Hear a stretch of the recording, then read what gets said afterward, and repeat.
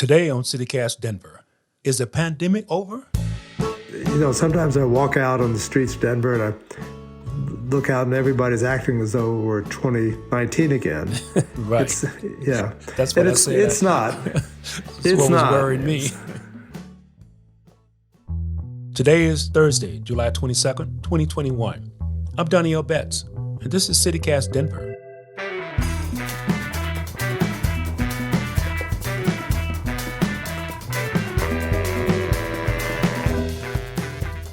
In the news, today's high would be 93, so our heat wave continues. And Stevie Wonder would say, it's hotter than July.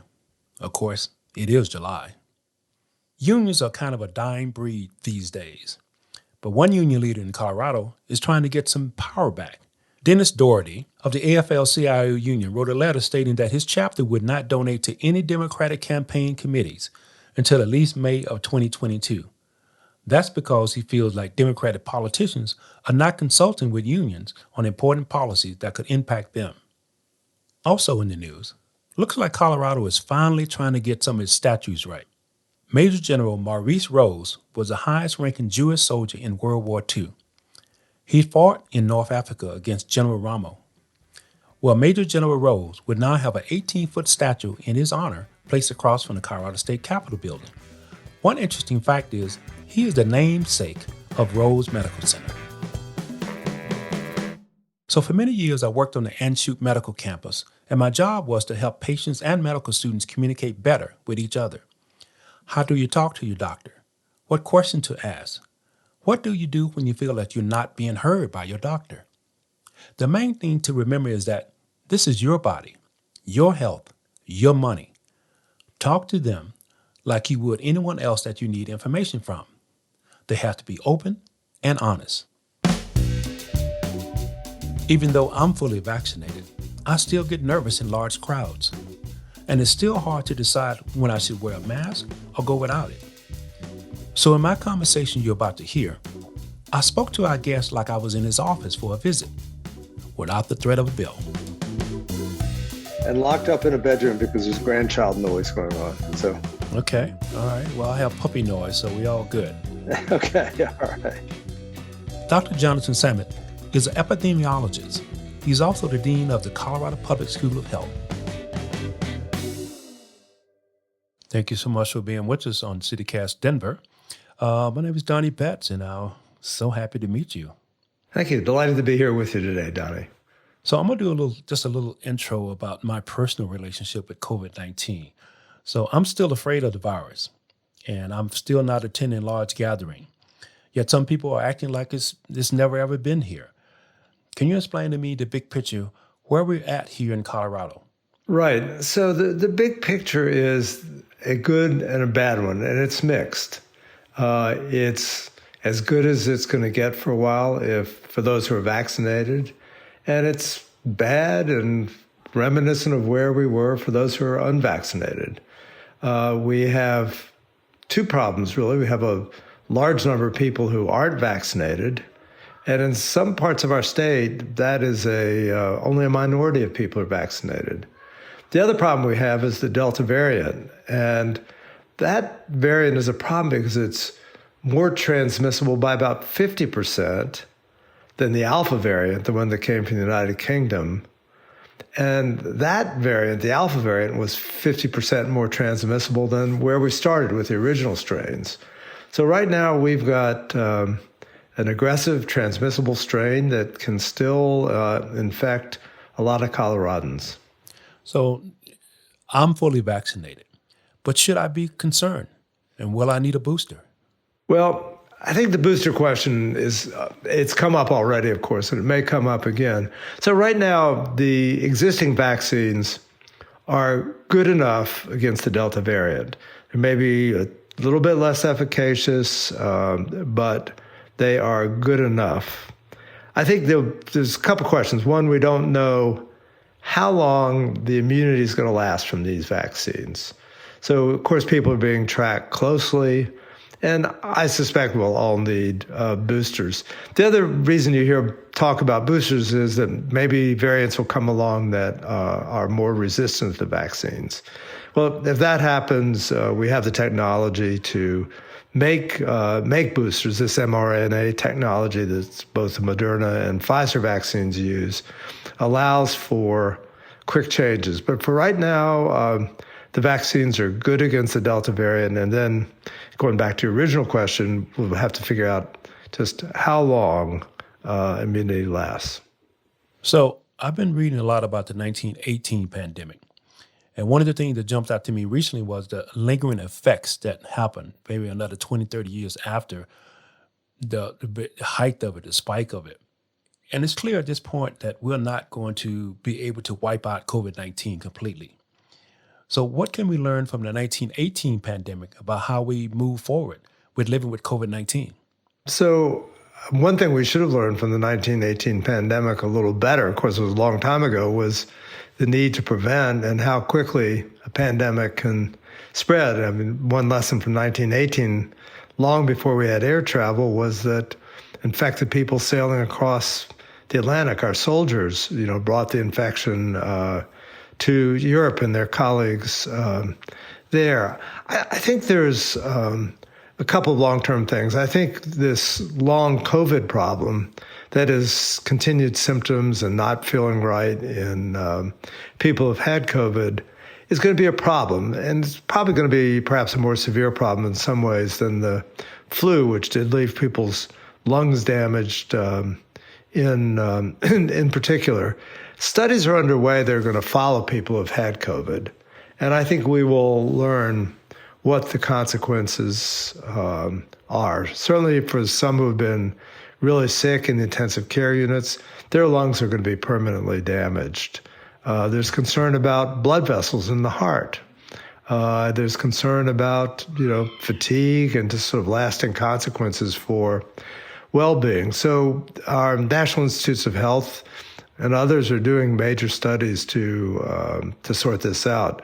I think one hopefully lasting lesson from both 1918 and the SARS-CoV-2, the COVID-19 pandemic, is we have to be prepared. And we have to try and do things as rapidly as possible to contain organisms that could lead to pandemics. So I see that Los Angeles recently reimposed a mask order for indoor spaces. Do you think that could happen here in Colorado? I suspect it won't. I followed the Los Angeles situation pretty carefully, and I know within roughly a week they've reinstituted masks. It is in many sense, I will say, a no-regret strategy to reinstitute masks. It certainly doesn't harm, and it might provide some additional protection. I'm not going to question what LA has done. I do think the politics of masks have made the world much more complicated than it needs to be. And, there's this sort of equation of masks, if you will, to government interference in our lives and resentment, and it's polarized and politicized. So I would be surprised with where we are now. I mean, Colorado is ebbing up a bit in its infections over the last several weeks, but we're not at the kind of serious point, I think, that might lead to thinking again about a mask mandate. How are you personally living with it right now? Well, I'm vaccinated, and of course, my wife is, and we have begun to resume things that we used to do, like air travel to see grandchildren, going out to restaurants. We're wearing masks when they're required.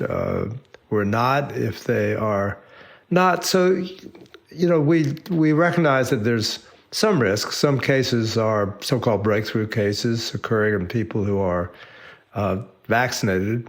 Luckily, for those who are vaccinated, they tend not to get really severe disease. And you've probably seen the figures that for those who are getting in the hospital, almost all of them are not vaccinated. I'm a grandfather of 3 grandsons. My youngest is 9.5, and of course he hasn't been vaccinated yet. The other 2 have. School is just around the corner, starting soon.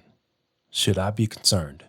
Certainly concerned about what are the consequences of school reopening. And that's going to bring kids together, mixing, and of course with adults. To your question, should you be concerned because you know your grandchildren are going to be in contact with others, and at the moment, hopefully that will change soon enough, they're not vaccinated? Yeah, I think you have to add concern. But if you're vaccinated yourself and you take the precaution of having the children wear masks, I think that's the best you can do. And you do have that protection afforded by the vaccination. So, I think, it's not time to stop seeing the grandkids. We'll have a bit of a transition here as we await vaccines for the school-age children. But we're probably not going to have these vaccines.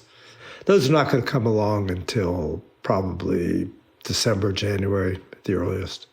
What is your hope for Colorado as we continue to live with COVID-19? Well, my biggest hope is that we'd up the vaccination rate. I mean, there's just, it is so critical. And if you look across Colorado, some of our counties tend to be more rural, have under 40% of people who are fully vaccinated.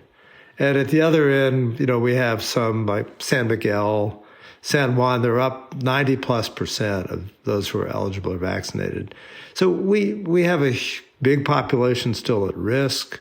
Let me ask you, we just spoke about the state in general, about your hope for the state. What about Denver in particular? So Denver itself, and I looked at the rates, we're doing pretty well with vaccination. And, clearly for Denver's economy, getting the offices back open, the tourists flowing back in, the restaurants open and so on is really, really critical. So, Denver is certainly, ahead of some of the poorly vaccinated, more rural counties in terms of its vaccination rate. I'd like to see that vaccination rate continue to go up, particularly in the young people. Sometimes I walk out on the streets of Denver and I look out and everybody's acting as though we're 2019 again. Right. That's what and I say. It's not. It's not. Worried me. Yeah. So, I think we've got a ways to go, but I hope we keep a good trajectory. All right. That's our hope. Dr. Jonathan Samet, thank you so much for being part of CityCast Denver. Well, happy to talk with you, Donnie.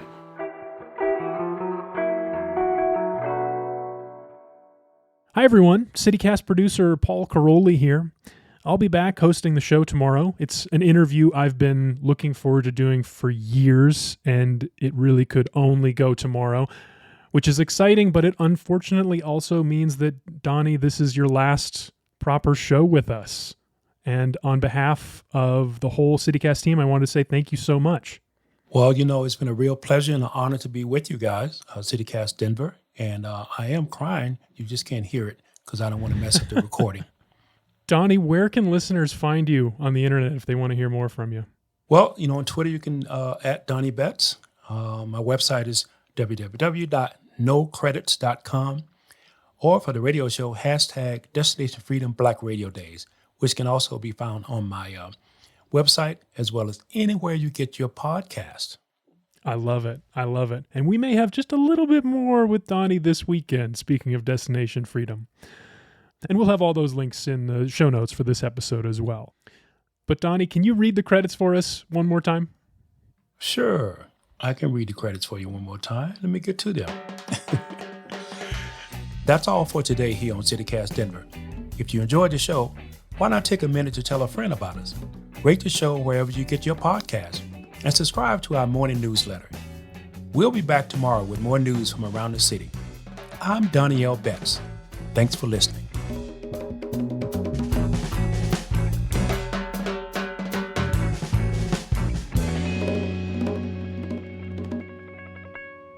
Take a minute to tell a friend about us. Rate the show. Sorry.